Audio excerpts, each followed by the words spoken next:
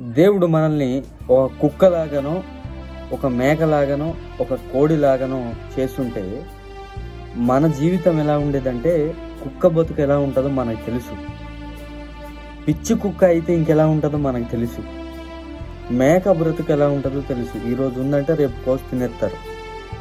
ఇంకా కోడి బ్రతుకు ఏంటంటే ఇక ప్రతిరోజు ఒకరోజు కూడా ఉంచే పరిస్థితి ఉండదు. కానీ దేవుడు మనలను మనిషిగా సృజించాడు. మనిషిగా సృజించడంలో కూడా ఒక అద్భుతం ఏంటంటే, తన స్వరూపములో తన పోలిక చొప్పున మనల్ని నిర్మించాడు. అంత మాత్రమేనా అంటే, ఈ భూమి మీద ఉన్నటువంటి సర్వ జీవరాశులను పరిపాలించేటటువంటి హక్కుని దేవుడు మనకిచ్చాడు. దీన్ని బట్టి మనకేమర్థమవుతుంది అంటే, దేవుడు నిస్వార్థపరుడు.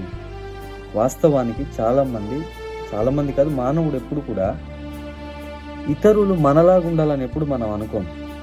మనకంటే తక్కువ ఉండాలి, మనకంటే బలహీనులుగా ఉండాలి, వాళ్ళని మనం తొక్కే విధంగా ఉండాలి అనుకుంటాం.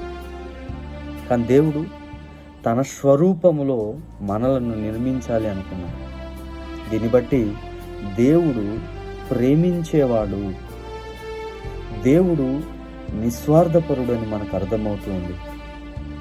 దేవుడు ఎలాంటి వాడు అనే ప్రశ్న వచ్చినప్పుడు మనకు అర్థం అవ్వాల్సింది ఏంటంటే, దేవుని దగ్గర కుళ్ళు, కుతంత్రము, ఒకరికి మోసం చేయటము, ఒకరికి అన్యాయం చేయటము, ఒకరిని చంపటము, ఇలాంటి వ్యక్తిత్వం అనేది ఉండదు. దేవుడు న్యాయవంతుడు, దేవుడు ప్రేమించేవాడు, కనికరించేవాడు, జాలి చూపేవాడని దీన్ని బట్టి మనకు అర్థమవుతుంది.